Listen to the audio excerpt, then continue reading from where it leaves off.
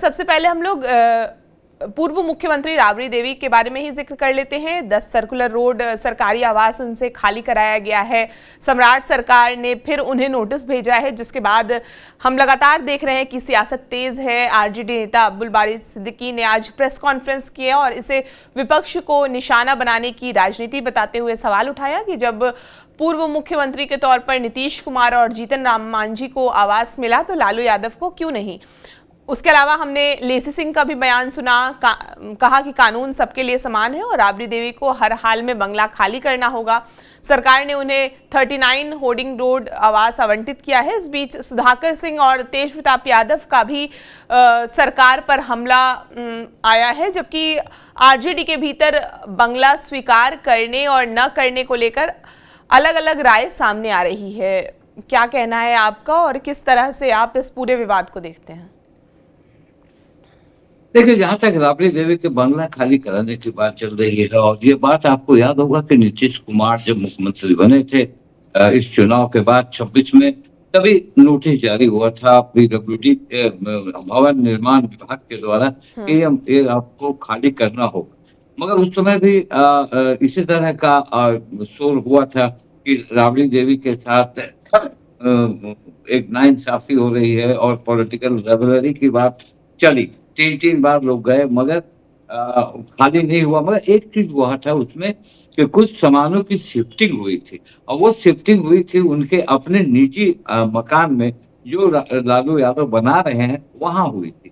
तो लोगों को लगा था कि ये मामला राबड़ी देवी मान चुकी हैं कि उन्हें जाना है। वैसे उन्हें 39 स्ट्रैंड रोड जो मिला वो प्रतिपक्ष की नेता विधान परिषद के हैसियत से मिल गया था। वो भी बड़ा बंगला था, छोटा बंगला नहीं था।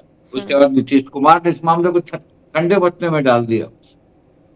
अब सम्राट चौधरी जब आए मुख्यमंत्री बन के, तब उन्होंने एक एक्शन लिया कि भाई इसे खाली कीजिए। देखिए, इसमें बहुत चीजें जाननी चाहिए कि एक तो है कि पॉलिटिकल राइवलरी दिखती, दूसरी बात कि अगर आप लॉ में जाइए, नियम में जाइए, तो नियम ये कहता है कि वो क्वार्टर अब डिप्टी सीएम एक्स सीएम के का रहा नहीं, वो मंत्री पूल में आ गया। अब पूछेंगे कि क्यों ऐसा हुआ।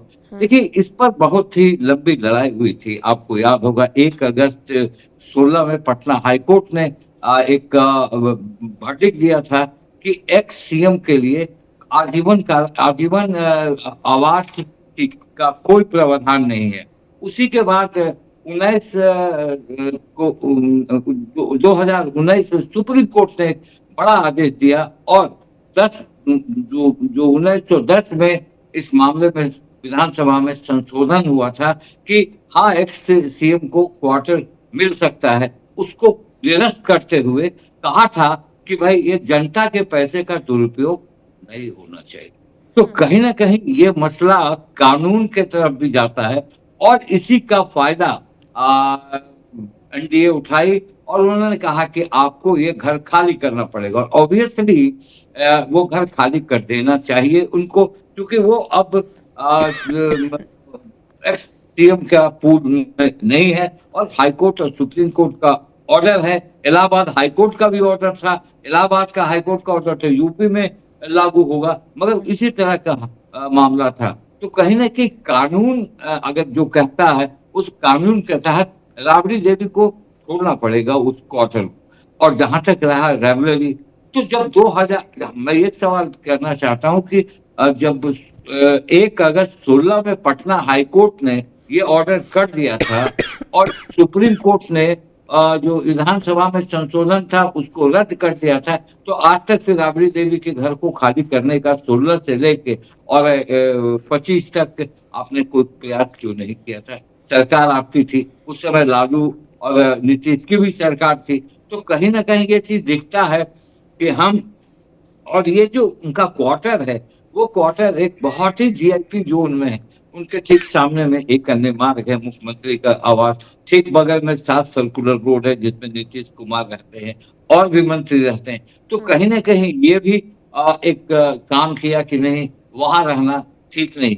और चूंकि वो घर लालू प्रसाद यादव का और राबड़ी देवी का पावर सेंटर था, लोग जानते थे कि वहीं से सारे नियम सारे फैसले लिए जाते हैं और वहाँ से पार्टी का संचालन भी होता है। तो कहीं न कहीं एक पावर सेंटर है। आपको याद होगा रामविलास पासवान का जो जनपद का घर था, वो लगातार उनके साथ था, वो भी उनका पावर सेंटर था। वो भी केंद्र सरकार ने उन्हें उस चीज़ को हटाया था, उनको नहीं खाली करवाया था। तो कहीं न कहीं नियम से परे कोई नहीं है, मगर हाँ, ये दिखता है कि ये नीतीश कुमार ने लगातार चीफ मिनिस्टर रहे, तो ये क्यों नहीं इसको खाली कराया आज तक, जबकि ये डिसीज़न 19 में हो चुका है।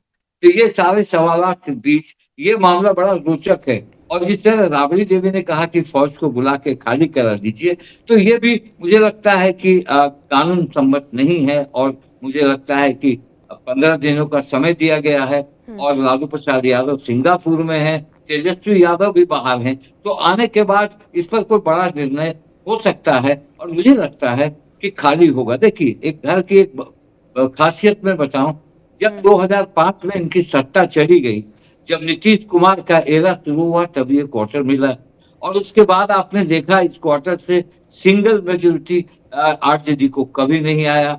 जब भी चुनाव आपने 2010 का चुनाव देखा 22 सीटों पर सिमट गई थी आरजेडी। उसके हुँ। बाद जब वो 15 में नीतीश कुमार के साथ लड़े, तो फिर सरकार बनाए। फिर बीच में आपने देखा कि किस तरह से लड़ाई हुई और मुझे ये लगता है कि लालू यादव के लिए बहुत सारे केस मुकदमे जितने भी हैं सब इसी घर में लगातार बढ़ते चले गए।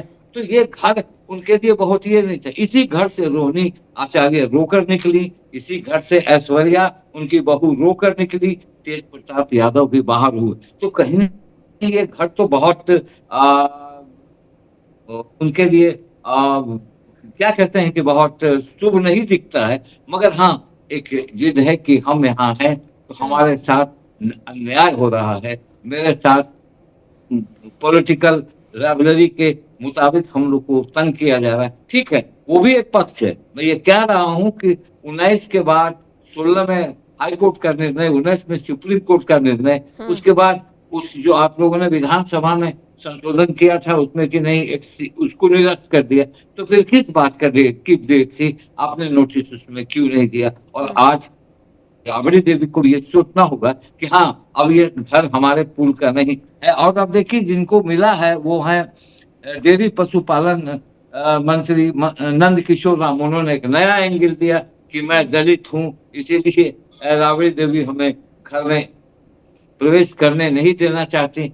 तमाम बातों को लेकर रोचकता बढ़ी है और हुँ। मुझे लगता है कल जब पुलिस की टीम आई थी और टीम ने अंदर जाकर बात की, एसडीओ भी थे, भवन निर्माण के अधिकारी भी थे, तो हुँ। उसने ये 15 दिन का उनको समय देकर चूँकि वो भी विभाग ने भी माना कि लालू यादव नहीं है, तेजस्वी यादव नहीं है। तेजस्वी यादव को तो खुद एक बंगला मिला, तो तेजस्वी यादव को भी एक बंगला मिला, राबड़ी देवी को 39 स्टैंड मिला। इट इज़ टू माने ऐसा नहीं है कि नहीं मिला, मगर हाँ, इसमें दोनों चीज़ दिखता है, हुँ। एक कानून और एक पॉलिटिकल राइवलरी।